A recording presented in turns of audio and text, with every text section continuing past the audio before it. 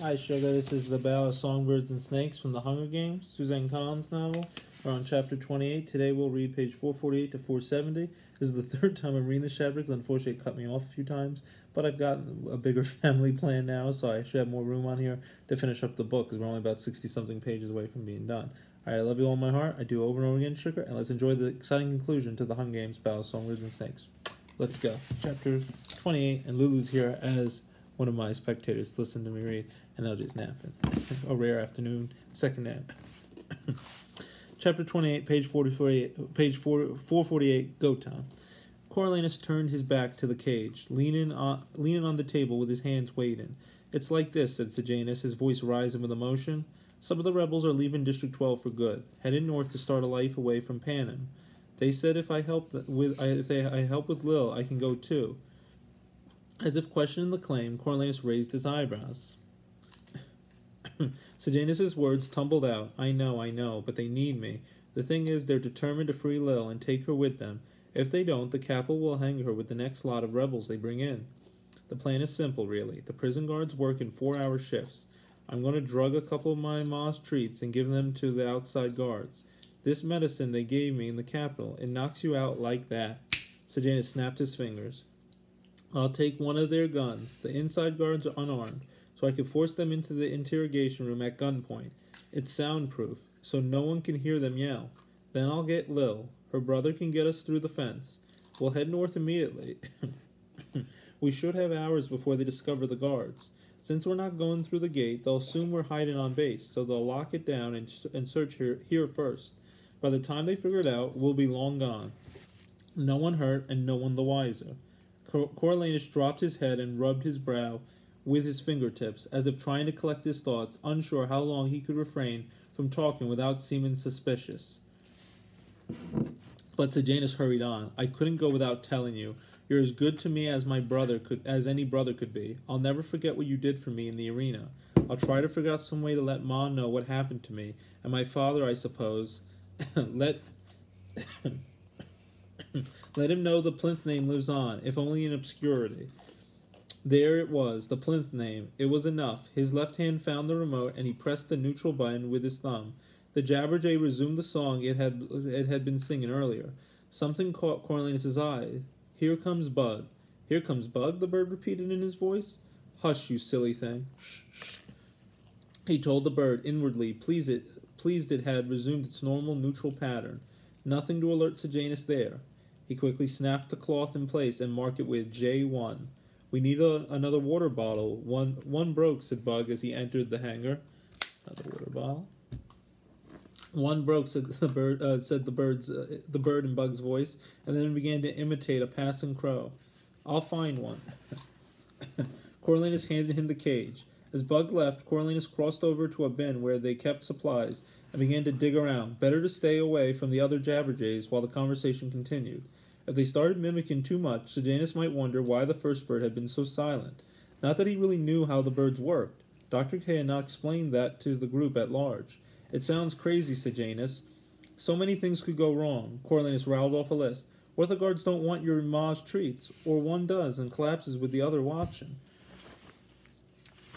What if the inside guards call for help before you get them in the room? What if you can't find the key to Lil's cell? And what do you mean, her brother will get you through the fence? No one's going to notice him? What, cutting through it? No, there's a weak spot in the fence behind the generator. It's already loose or something. Look, I know a lot of things have to go right, but I think they will. Sejanus sounded as if he was trying to convince himself. They have to, and if they don't, then they'll arrest me now instead of later, right? When I'm wrapped up in something worse. Coriolanus shook his head unhappily. I can't change your mind? Sejanus was adamant. No, I've decided I can't stay here. We both know it. Sooner or later, I'll snap. I can't do the peacekeeping work in good conscience, and I can't keep endangering you with my crazy plans. But how will you live out there? Coriolanus found a box with a new water bottle. We have some supplies. I'm a good shot, said Sejanus. We had not mentioned the rebels having guns, but apparently they did, and when the bullets run out, we'll figure something out. Fish, net birds. They say there are people in the north, Sejanus told him. Coriolanus thought of Billy Top, luring Lucy Gray to that imaginary outpost in the wilderness. Had he heard about it from the rebels, or had they heard about it from him? But even if there aren't, there's no capital, Sejanus continued. And that's the main thing for me, isn't it? Not this district or that, not student or peacekeeper. It's living in a place where they can't control my life. I know it seems cowardly running away, but I'm hoping that once I'm out of here, maybe I can think a little straighter and come up with some way I can help the districts. Well, the Yankee game's over there. It's 5-0. Fat chance, thought Coriolanus. It will be amazing if you survive the winter. He pulled the water bottle from its packaging. Well, I guess all there is to say is I'll miss you. And good luck. He felt Sejanus moving in for an embrace when Bug came through the door. He held up the bottle, found one. I'll let you get back to your work. Sejanus gave a wave and left. Coriolanus went on mechanically, covering and marking cages while his mind raced. What should he do? Part of him wanted to run to the hovercraft and erase Jabberjay number 1. Put it on play, then neutral, then record, then neutral again in swift succession so it would have nothing memorized but the distant shouts of the soldiers on the tarmac. But then what would his options be? To try to dissuade Sejanus from his plan? He had no confidence that he could, and even if he did, it was only a matter of time before Sejanus came up with another scheme. To rat him out to the base commander? He would likely deny it, and as the only proof lay in the Jabberjay's memory bank, Coriolanus would have nothing to back up his accusation. He didn't even know the time of the breakout, so no trap could be set. And where would that leave him with Sejanus? Or if it got out, the entire base? As a snitch, an unreliable one at that, and a troublemaker? He'd taken care not to speak while the Jabberjay was recording so as not to incriminate himself in any way. But Dr. Gall would get the reference to the arena, and she would understand the taping had been intentional. If he sent the bird to the Citadel, she could decide how best to handle the matter. Probably she'd put in a call to Strabo Plinth, discharge Sejanus, and send him home before he did any damage. Yes, that would be best for everybody. He dropped the remote into the bin of bird supplies. If all went well, Sejanus Plinth would be out of his hair in a matter of days. The calm proved short-lived. Coriolanus awoke after a few hours of sleep from a terrible dream. He had been in the stands of the arena, looking down at Sejanus, who knelt beside Marcus's wrecked body. He was sprinkling it with breadcrumbs, unaware that a multicolored army of snakes was closing in on him from all sides. Coriolanus screamed at him over and over to get up to run, but Sejanus didn't seem to hear. When the snakes reached him, he had plenty of screaming of his own to do. Guilt-ridden and slick with sweat, Coriolanus realized he had not thought through the ramifications of sending the Jabberjay. Sejanus could be in real trouble. He leaned over the side of his bunk and was reassured for a moment by the sight of Sejanus, sleeping peacefully across the barrack from him. He was overreacting. Most likely, the scientists would never even hear the recording, let alone pass it on to Dr. Gall. Why would they bother to put the bird on play? There was no reason to, really. The Jabberjays had been tested at the hangar already. It had been a questionable act, but it would not result in Sejanus' death, by snakes or otherwise. That thought soothed him until he realized that, in that case, he was back to square one and in great danger for knowing about the rebel plan. Lil's rescue, the escape, even the weak spot in the fence behind the generator weighed on him. That chink in the capital armor, the whole idea of the rebels having secret access to the base. It frightened and infuriated him. This breaking of the contract, this invitation to chaos and all that could follow. Didn't these people understand that the whole system would collapse without the capital's control? That they all might as well run away to the north and live like animals because that's what they'd be reduced to. It made him hope the Jabberjay delivered its message after all. But if the capital officials did, by chance, hear Sejanus' confession, what would they do to him? Would buying rebel guns to use against the peacekeepers be cause for execution? No, wait, he hadn't recorded anything about the illegal guns. Only the part about Sejanus stealing the peacekeepers, but that was bad enough. Maybe he was doing Sejanus a favor. If they caught him before he had the chance to act, maybe he could get prison time instead of a more severe sentence. Or most likely, old Plinth would buy him out of whatever trouble he faced. Foot the bill for a new base for District 12. Sejanus would get kicked out of the peacekeepers, which would make him happy, and probably end up with a desk job in his father's munitions empire, which would not. Miserable but alive, and most importantly, someone else's problem. Sleep evaded Coriolanus for the rest of the night, and his thoughts turned to Lucy Gray. What would she think about him if she knew what he'd done to Sejanus? She'd hate him, of course. Her and her love of freedom for the Mockingjays, for the Jabberjays, for the Covey, for everybody. She'd probably support Sejanus' escape plan entirely, especially since she'd been locked in the arena herself. He'd be a capital monster, and she'd run back to Billy Top, taking with her what little happiness he had left. In the morning, he climbed down from his bunk, tired and irritable. The scientist had flown home to the capital the night before, leaving his squad to its dull routines. He dragged through the day, trying not to think about how in a couple of weeks he should be starting an education at the university with a full ride, choosing his classes, touring the campus, buying his books. As to the Sejanus dilemma, he'd accepted that no one would ever hear the Jabberjay's dispatch, and he should just corner him and throttle some sense into him. Threatened to report him to both the commander and his father, and carry through on that threat if he persisted. He had enough of the whole idiotic thing. Unfortunately, the day offered no opportunity to present his ultimatum. To make matters worse, Friday brought a letter from Tigris, chock full of bad news. Prospective buyers and a lot of noisy people had been touring the Snow's apartment. They'd received 2 offers, both far below the amount they'd need to move to the most modest apartments Tigris had seen. The visitors distressed the grand ma'am, who camped among her rose bushes in a great show of denial when they appeared. However, she overheard one couple who were inspecting the roof discussing how they could replace her beloved garden with a goldfish pond.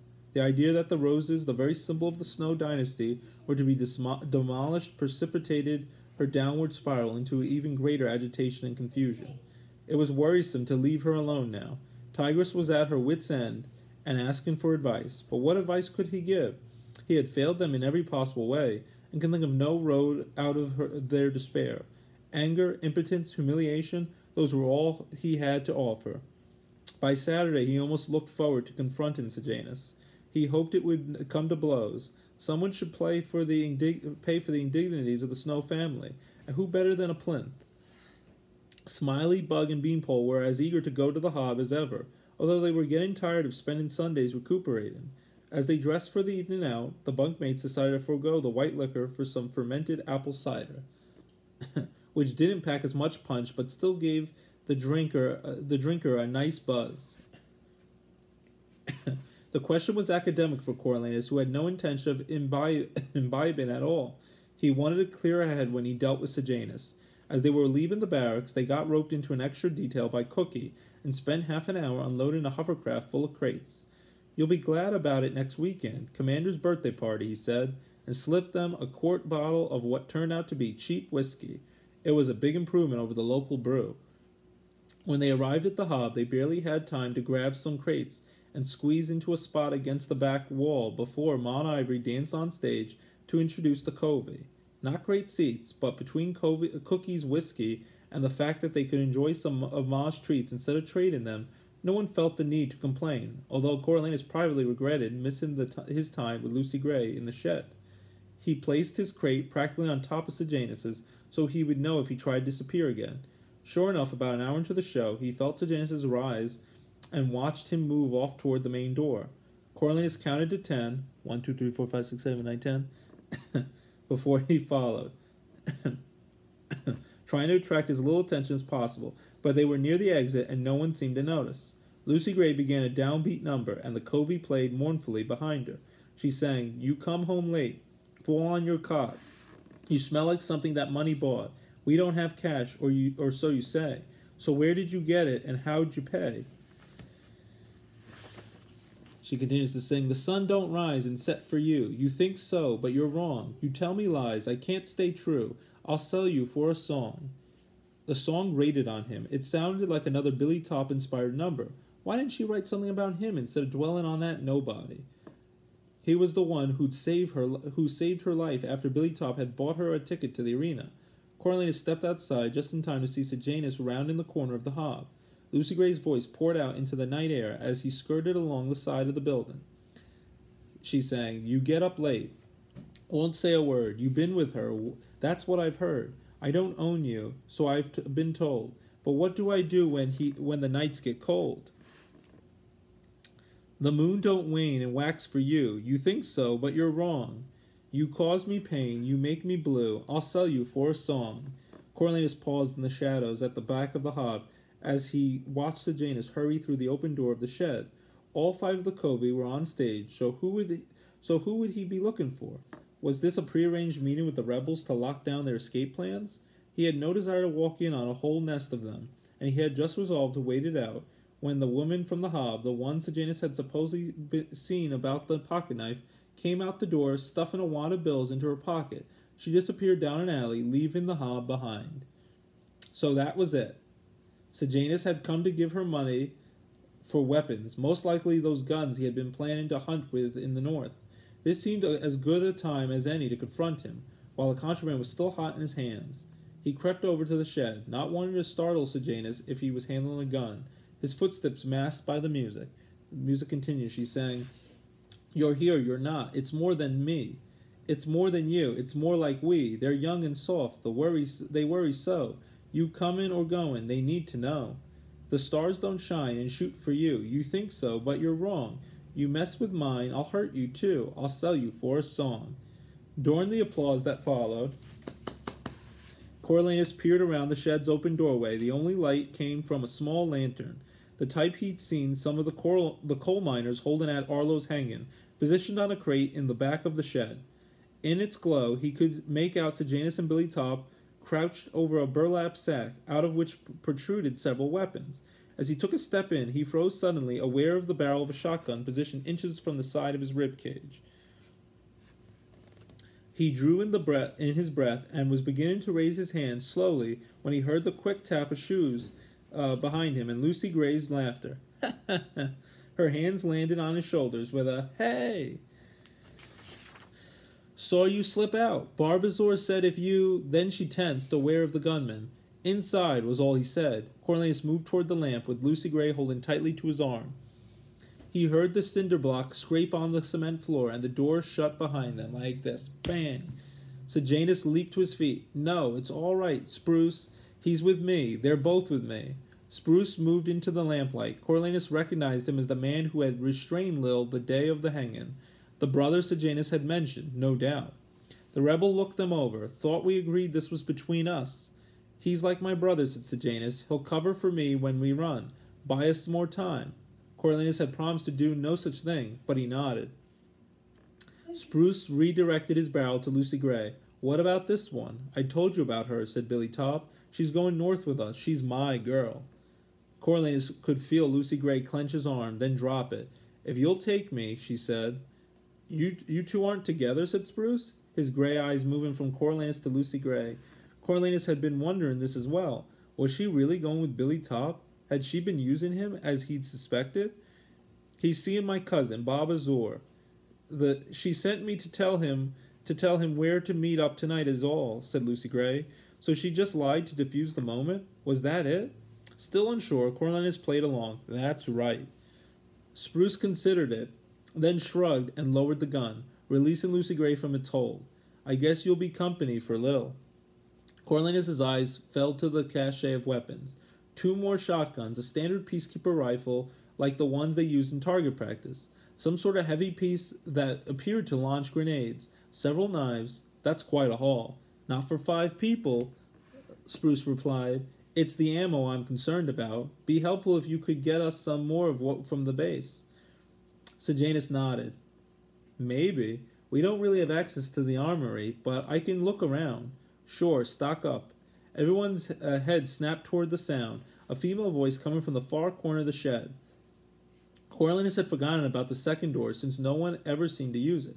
In the pitch blackness outside the lamp's circle of light, he could not say if it was open or shut, or make out the intruder. How long had she been hiding there in the gloom? "Who's there?" said Spruce. "Guns, ammo," mocked the voice. "You can't make more of that, can you, up north?" The nastiness helped Coriolanus place it from the night of the brawl in the hob. "It's Mayfair Lip, the mayor's daughter. Trailing after Billy Top like a hound in heat," said Lucy Gray under her breath. "Always keep that last bullet somewhere safe, so as you can blow your brains out before they catch you," said Mayfair. "Psh." "Get home," ordered Billy Top. "I'll explain this later. It's not how it sounded."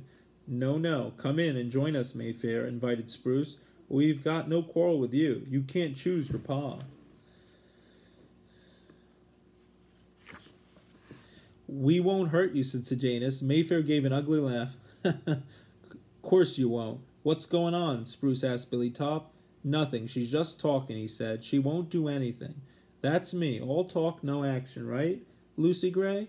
How do you enjoy the Capitol, by the way? The door gave a small creak, and Coriolanus had the sense Mayfair was backing away, about to flee. With her would go his entire future. No more than that, his very life. If she reported what she'd heard, the whole lot of them would be as good as dead. In a flash, Spruce lifted his shotgun to shoot her, but Billy's Top knocked the barrel toward the floor. Coriolanus reflexively reached out for the Peacekeeper rifle and fired toward Mayfair's voice. She gave a cry, and there was the sound of her collapsing to the floor. Mayfair, Billy Top bolted across the shed to where she lay in the doorway. He staggered back into the light, his hands shiny with blood, spitting at Coriolanus like a rabid animal. What did you do? Lucy Gray began to shake, the way she had in the zoo when Arachne Crane's throat had been slit. Coriolanus gave her a push, and her feet started moving toward the door. Go back, get on stage. That's your alibi. Go. Oh no, if I swing, she's swinging with me, Billy Top charged after her. Without hesitating, Spruce shot Billy Top through the chest. Psh! The blast carried him backward, and he crumbled to the floor. In the stillness that followed, Coriolanus registered the music coming from the hob for the first time since Lucy Gray had finished her number. Maud Ivory had the entire warehouse caught up in a sing-along. She sang, "Keep on the sunny side, always the sunny side." "You better do like he said," Spruce told Lucy Gray, "before they miss you and someone comes looking." "Keep on the sunny side of life," she sang. Lucy Gray couldn't take her eyes off Billy Top's body. Coriolanus grabbed her by the shoulders, forcing her to look at him. "Go, I'll take care of this." He propelled her to the door. They sang, "It will help us every day. It will brighten all the way." She opened it, and they both looked out. The coast was clear. The singing continues. "If we keep on the sunny side of life." "Yes, sir, keep on the sunny side of life." The whole hob broke into drunken cheers. "Yeah!" signifying the end of Maud Ivory's song. They were just in time. "You were never here," Coriolanus whispered in Lucy Gray's ear as he let her go. She stumbled across the pavement and into the hob. He slid the door shut with his foot. Sejanus checked Billy Top's pulse. Spruce stuffed the weapons back into the burlap bag. "Don't bother. They're dead. I'm planning to keep this to myself. What about you two?" "The same, obviously," said Coriolanus. Sejanus stared at them, still in shock. "Him too. I'll make sure. You might think about coming with us. Someone's going to..."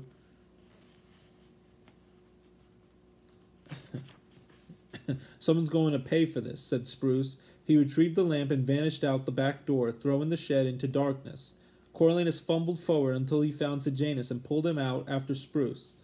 He forced Mayfair's body into the shed with his boot and firmly closed the door on the murder scene with his shoulder.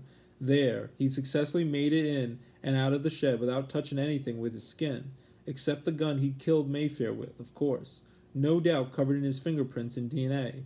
But Spruce would take that when he left District 12, never to return. The last thing he needed was a repeat of the handkerchief scenario. He could still hear Dean Highbottom taunting him.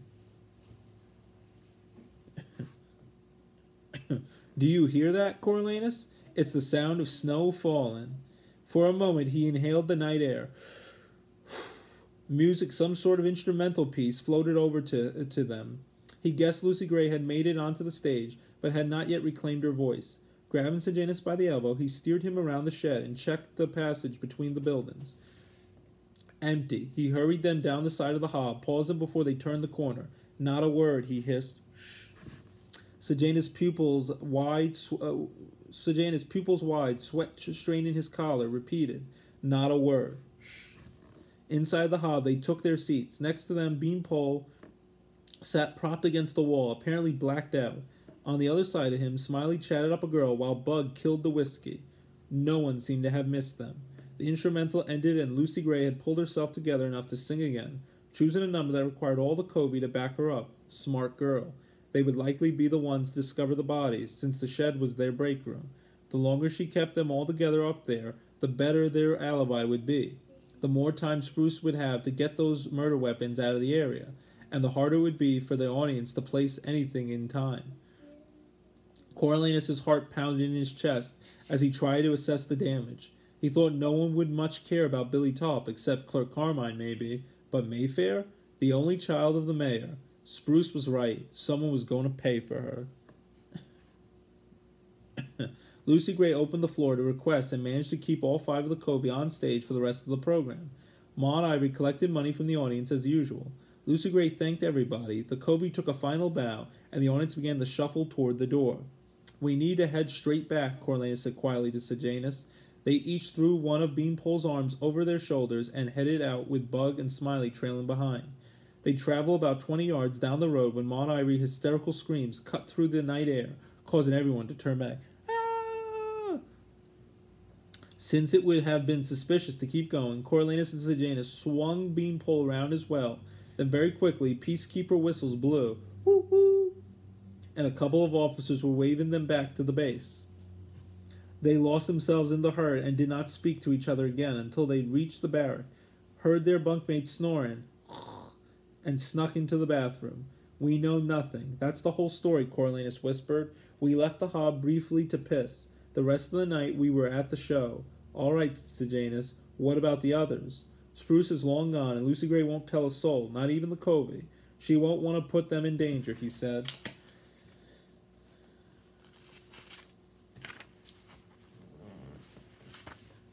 "Tomorrow we'll both be hungover and spend the day on the base." Yes, day on the base." Sejanus seemed distracted to the point of incoherence. Coriolanus grasped his face between his hands. "Sejanus, this is life or death. You have to hold it together." Sejanus agreed, but Coriolanus knew he didn't sleep a wink after that. He could hear him shifting around the whole night through. In his own mind, he replayed the shooting again and again. He killed for the second time. If Bobbin's death had been self-defense, what was Mayfair's? Not premeditated murder, not murder at all, really. Just another form of self-defense. The law might not see it that way, but he did. Mayfair may not have had a knife, but she had the power to get him hanged, not to mention what she'd do to Lucy Gray and the others. Perhaps because he hadn't actually seen her die, or even had a good look at the body, he felt less emotional than when he killed Bobbin. Or perhaps the second killing was just easier than the first. At any rate, he knew that he'd shoot her again if he had it all to do over, and somehow that supported the rightness of his actions. The next morning, even the hungover bugmates made it to the mess hall for breakfast. Smiley got the scoop from his nurse friend, who'd been on duty at the clinic the night before when they brought in the bodies. They're both locals, but one of them is the mayor's daughter. The other one is a musician or something, but not one that we've seen. They were shot dead in that garage behind the hob, right during the show. Only none of us heard it because of the music. "Did they find who did it?" asked Beanpole. "Not yet. These people aren't even supposed to have guns. But like I told you, they're floating around out there." Smiley said, Killed by one of their own, though. How do they know that?" said Sejanus. "Shut up," thought Coriolanus, knowing Sejanus he could be one step away from confessing to a crime he didn't even commit. "Well," he said, "they think the girl was shot with a peacekeeper's rifle, probably an old one that got stolen during the war. And the musician was killed by some sort of shotgun the locals used for hunting. Probably 2 shooters, Smiley reported. They searched the surrounding area and couldn't find the weapons. Long gone with the murderers, if you ask me." Coriolanus' nerves unwound a bit, and he ate a forkful of pancakes. "Who found the bodies?" "That little girl singer, you know, the one in the pink dress," said Smiley.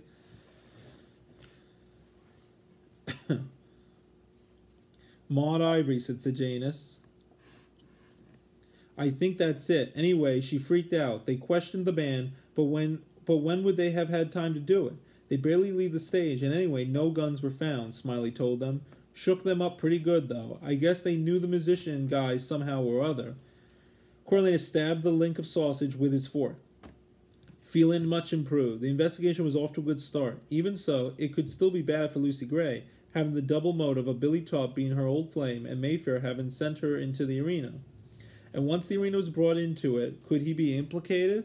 No one from 12 knew he was her new love except the Covey, and Lucy Gray would keep them quiet. Anyway, if she had a new love, why would either of them care about Billy Top? They might want to kill Mayfair, though, as a form of revenge. and Billy Top might try to defend her. Actually, that was not far from what had happened. But hundreds of witnesses could swear that Lucy Gray had been on stage for all but a brief period of the show. No guns had been found. It would be tough to prove her guilty. He would have to have patience, give things time to simmer down, but then they could be together again. In many ways, he felt closer to her than ever now that they had this new and unbreakable bond. In view of the past night's events, the commander locked down the base for the day. Not that Coriolanus had plans anyway. He would have to steer clear of the covey for a while. He and Sejanus floated around trying to look normal, playing cards, writing letters, cleaning their boots. As they knocked the mud from the treads, Coriolanus whispered, "What about the escape plan? Is it still on?" "I've no idea," Sejanus said. "The commander's birthday isn't until next weekend. That was the night we were supposed to go. Coro, what if they arrest an innocent person for the murderers?" "Then our troubles are over," thought Coriolanus, but he only said, "I think it's highly unlikely with no guns, but let's cross that bridge when we come to it." Coriolanus slept better that night. Monday the lockdown ended, and the rumor mill claimed that the murders had to do with rebel infighting. If they wanted to kill each other, let them. The mayor came on base and pitched a fit to the commander about his daughter, but since he spoiled Mayfair Ryan and let her run loose like a wildcat, the feeling was he had no one to blame but himself if she had been keeping time with a rebel. By Tuesday afternoon, the interest in the murders had died down to the extent that Coriolanus began to make plans for the future as he peeled potatoes for the next day's breakfast. The first thing was to ensure that Sejanus had given up on the escape plan. Hopefully the events at the shed had convinced him he was playing with fire. Tomorrow night they would have Maupin detailed together, so that would be the best time to confront him. If he didn't agree to abandon the breakout, Coriolanus would have no choice but to report him to the commander. Feeling resolved, he peeled with such a zeal that he finished early, and Cookie let him off for the last half hour of his shift. He checked the mail and found a box from Pluribus, loaded with packets of strings for assorted musical instruments, and a kind note saying there was no charge. He put them in his locker, happy at the thought of how happy the covey would be when it was safe enough to see them again. Maybe in a week or two, if things continued to settle down. Coriolanus began to feel like his old self as he headed to the mess hall. Tuesday meant hash. He had a few extra minutes and went to pick up another can of powder for his rash, which had finally begun to heal. But as he came out of the clinic, a base ambulance pulled up. The back doors swung open, and two medics pulled a man on a stretcher from the back. His blood-soaked shirt suggested he might be dead, but as they carried him inside, he turned his head. A pair of gray eyes landed on Coriolanus, who could not suppress a gasp. Spruce. Then the door swung shut, blocking him from view. Coriolanus got word to Sejanus after hours, but neither knew what it meant. Spruce had clearly mixed it up with the peacekeepers, but why? Had they connected him with the murders? Did they know about the escape plan? Had they found out about the gun purchase? What would he tell them now that they'd captured him? Wednesday's breakfast, Smiley's reliable nurse let him know that Spruce had died from his wounds during the night. She didn't really know, but most people thought he'd been involved with the murders. Coriolanus went through the morning on autopilot, waiting for the other shoe to drop. At lunch it did. A pair of military police officers came to their table in the mess and arrested Sejanus, who went without a word. Coriolanus tried to mirror his bunkmates' shocked faces. Obviously, he parroted there had been a mistake. Led by Smiley, they confronted the sergeant at target practice. "We just like to say that there's no way Sejanus committed those murders. He was with us all night." "We never were apart," ventured Beanpole, as if he could have possibly known, blacked out as he'd been against the wall, but all of them backed him up. "I appreciate your loyalty," said the sergeant, "but I think this is about something else." A chill went through Coriolanus. Something else? Like the escape plan? Spruce didn't seem like he'd have spilled the news, especially because it could have affected his sister. No, Coriolanus felt certain his Jabberjay had made it through to Dr. Gall, and this was the fallout. First Spruce's arrest, then Sejanus's. For the next 2 days, everything seemed to tumble forward, as he tried to reassure himself that this was in Sejanus's best interest, as the bunkmates, pleased to see their friend, were denied, as the detention stretched on. He kept waiting for Strabo Plinth to descend in a private hovercraft, negotiate a discharge, offer to upgrade the entire air fleet for free, and whisk his errant son back home. But did his father even know about Sejanus's predicament? This wasn't the academy, where they call your parents if you messed up. As casually as possible, Coriolanus asked an older soldier if they were ever allowed to call home. Yes, everyone was allowed a biannual call, but only once they'd put in 6 months. All other correspondence had to be by mail. Not knowing how long Sejanus might be in lockup, Coriolanus scribbled a short note to Ma, generally informing her that Sejanus was in trouble and suggesting Strabo might want to make a few calls. He hurried over to mail it Friday morning, but was waylaid by a base-wide announcement calling all but essential personnel to the auditorium. There the commander informed them that one of their own was to be hanged for treason that afternoon, one Sejanus Plinth. It was so surreal, like a waking nightmare. In drill practice, his body felt like a marionette being jerked here and there by invisible strings. When it ended, the sergeant called him forward, and everyone, his fellow recruits, Smiley, Bug, and Beanpole, watched while Coriolanus was given the order to attend the hanging to fill out the ranks. Back at the barrack, his fingers were so stiff he could hardly manipulate the uniform buttons, each one carrying the impression of the capital seal on its silver face. His legs had the same lack of coordination he associated with bomb time, but somehow he wobbled to the armory to collect his rifle.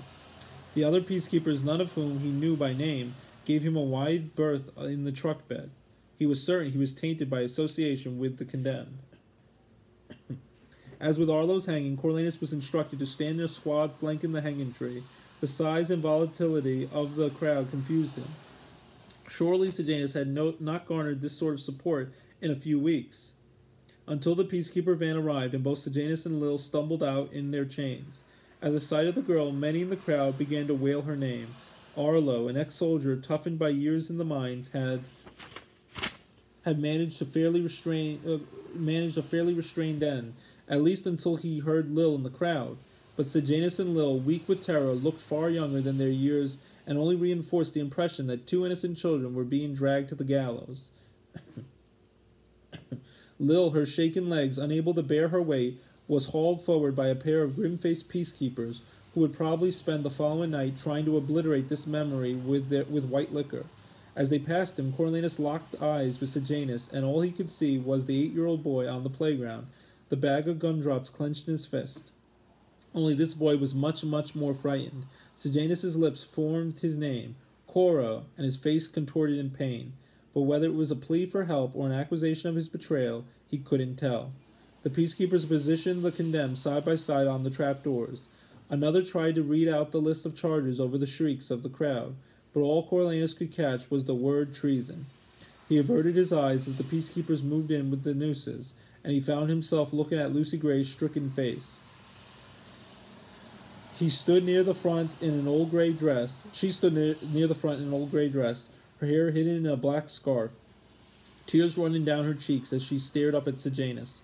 As the drum roll began, Coriolanus squeezed his eyes shut, wishing he could block out the sound as well, but he could not, and he heard it all. Sejanus's cry, "Ah!" The bang of the trapdoors, bang, and the jabberjays picking up Sejanus's last word, screaming it over and over into the dazzling sun.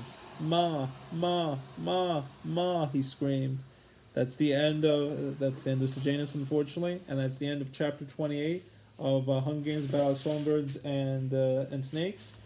We will go to chapter 29, page 471, when we pick this up tomorrow. Love you very much, Sugar, and I think we have 29, 39, 49. I think we have 46 pages to go, so we're really close to the end, and hopefully it's an exciting conclusion to the Hunger Games: Songbirds and Snakes from Suzanne Collins. Love you all in my heart, Sugar, and I do over and over again. See you soon.